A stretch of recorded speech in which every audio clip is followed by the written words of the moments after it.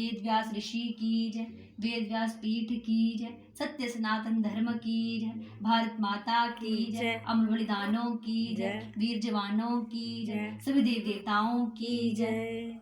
राधे राधे। श्री सीताराम ने अंग्रेज इंजीनियर के प्राणों की रक्षा की। उदासीन संप्रदाय के महान संत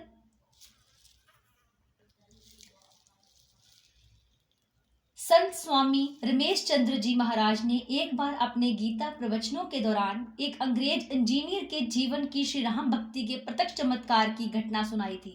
वह अंग्रेज इंजीनियर इन्हें बिहार में साधु वेश में विचरता हुआ मिला था। स्वामी जी ने बताया कि एक अंग्रेज इंजीनियर ऑफिसर को काया वस्त्रधारी परम वैष्णव साधु के वेश में देखकर मुझे बड़ा आश्चर्य हुआ। मैंने उसे अपने पास बैठाकर पूछा, महाराज आपके जीवन में ये अद्भुत परिवर्तन कैसे हुआ? उत्तर में वह फूट फूट कर रोने लगा और लंबी सांस लेकर बोला, हाय, मैंने धर्म भूमि भारत में जन्म नहीं लिया। मेरा इतना समय व्यर्थ ही बीत गया जो मैंने श्री सीताराम जी का भजन नहीं किया। फिर उसने मुझे अपने जीवन की आश्चर्यजनक घटना सुनाते हुए कहा, मैं एक इंजीनियर था और इंग्लैंड से बिहार में एक बड़ा डैम बांध बनवाने के लिए इंचार्ज के रूप में भारत आया था।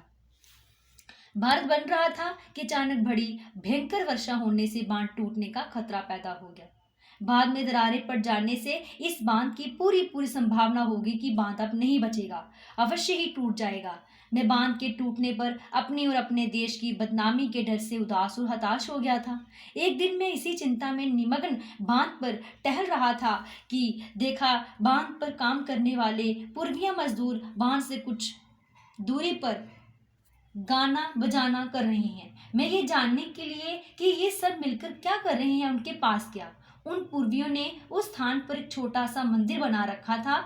उसी के सामने खड़े होकर वह सब लोग मिलकर तन्मन्य होकर गाना बजाना कर रहे थे। मैं इस रहस्य को नहीं समझ सका क्योंकि ऐसा दृश्य मैंने अपने जीवन में पहली बार देखा था।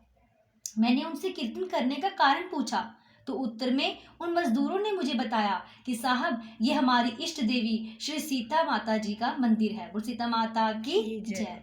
हम उन्हीं का कीर्तन कर रहे हैं और जो इस मंदिर में श्री सीता जी के सामने सच्चे मन से प्रार्थना करता है उनकी इच्छा पूरी हो जाती है और उसके सब कार्य सिद्ध हो जाते हैं। मैंने उनसे कहा कि तुम लोग मेरी ओर से अपनी देवी सीता जी से प्रार्थना करो कि मेरा बांध बच जाए, टूटे नहीं। यदि बांध बच गया तो मैं श्री सीता देवी जी का बहुत बड़ा मंदिर बना दूंगा और उसका सारा खर्च मैं खुद दूंगा।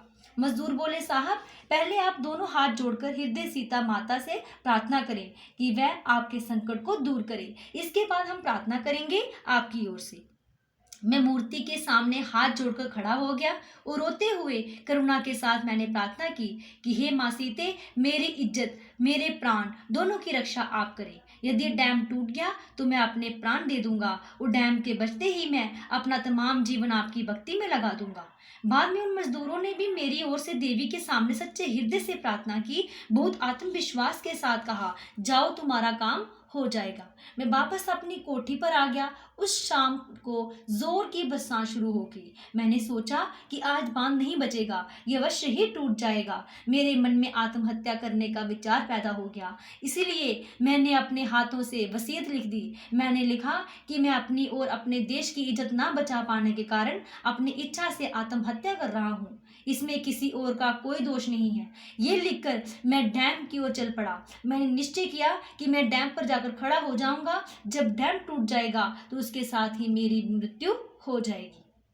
मैं डैम पर खड़ा तो हो गया। उस समय बरसात हो रही थी। मैं डैम पर चढ़ गया। तभी मैंने देखा कि डैम के नीचे दो नवयुवक खड़े हैं, दो बालक खड़े हैं। उनमें से एक का रंग गोरा और दूसरे का रंग सांवला था। गोरा नवयुवक अपने हाथों से जमीन से मिट्टी उठाकर सामने नवयुवक को दे रहा था और सांवला नवयुवक मिट्टी को दरारों से भर रहा था। मैंने देखा कि दोनों ने अपने माथे पर मुकुट बांध रखे हैं, उनके कंधे में धनुष्वाण है। दोनों नवयुवक बहुत ही सुंदर थे। ये सब देखकर मैंने पूर्वीय मजदूरों को जोर जोर से आवाज देकर अपने पास बुलाया और कहा कि जल्दी से यहाँ आओ और इन दोनों नवयुवकों को बांध पर से हटाओ, नहीं तो ये दोनों नवयुवक मारे जाएंगे। मजदूर दौड़े हुए बांध पर आए और बांध पर आकर उन्होंने देखा तो वह दोनों ही नवयुवक उनको दिखलाई नहीं दे रहे थे। पूर्वियों ने कहा, साहब हमें वह नवयुवक नहीं दिखाई देते। मैंने उन पूर्वियों को बताया कि एक नवयुवक सांवला है, दूसरा गोरा है, दोनों ही माथे पर मुकुट बांधे हैं, कंधे पर धनुष बाण लिए हैं। ये सुनकर पूर्वियों ने कहा कि साहब वह नवयुवक नहीं है, वह तो साक्षात श्री राम और श्री लक्ष्मण जी हैं। श्री रामचंद्र की जय, लक्ष्मण जी की जय। आप बड़े भाग्यशाली हैं कि आपको उनके दर्शन हो गए। अब आपका डैम कदापि नहीं टूटेगा। आप निश्चित हो जाइए, क्योंकि जिन भगवती श्री सीता जी महारानी के सामने आपने प्रार्थना की थी, उन्हीं के स्वामी स्वयं अपने हाथों से आपके डैम को बचाने की तैयार कर रही हैं।